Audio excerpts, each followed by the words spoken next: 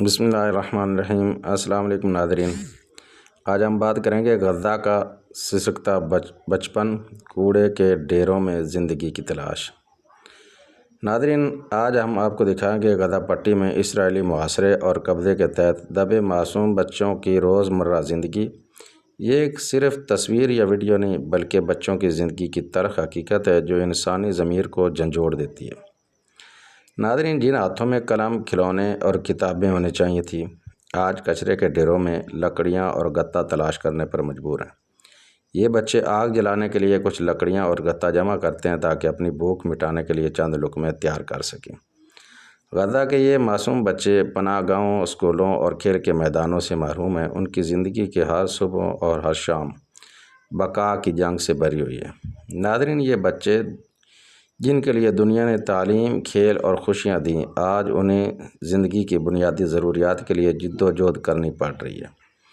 ان کی معصومیت کے ساتھ کھیلنے کا حق چھین لیا گیا ہے اور وہ ایک چھوٹے سے چھوٹے کوڑے کے ڈھیروں میں اپنی بقا کی جدوجہد کر رہے ہیں۔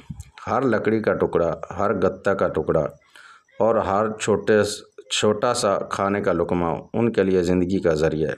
یہ حقیقت انسانیت کا سر شرم سے جھکا دینے کے لیے کافی ہے۔ ناظرین، یہ وہ بچے ہیں جن کے اکثر ماں باپ جو ہیں وہ قتل کر دیے گئے اسرائیلی جنگ میں۔ کتنے بچے ہیں جو بالکل بے وارث ہیں، ان کا کوئی وارث بھی نہیں، اور معصوم بچے ہیں ایک دوسرے کو گلے لگا کے روتے ہیں اور ایک دوسرے کے صرف آنسو پوچھتے ہیں اور ایک دوسرے کو صرف سہارا دیتے ہیں۔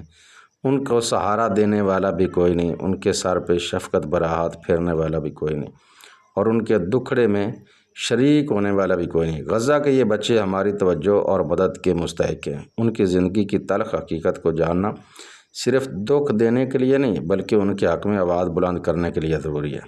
ہم سب پر لازم ہے کہ انسانی حقوق کے لیے آواز اٹھائیں اور یہ سمجھیں کہ بچوں کی معصومیت اور حق زندگی کو کبھی بھی نظر انداز نہیں کیا جا سکتا۔ ناظرین، اگر آپ کو اس طرح کے مزید ویڈیو چاہیے تو میرے چینل کو سبسکرائب اور بیل آئیکن کے بٹن کو ضرور دبائیں اور ویڈیو کو شیئر کر دیں تاکہ آپ کا اور ہمارا تعلق ہے وہ جڑا رہ سکے۔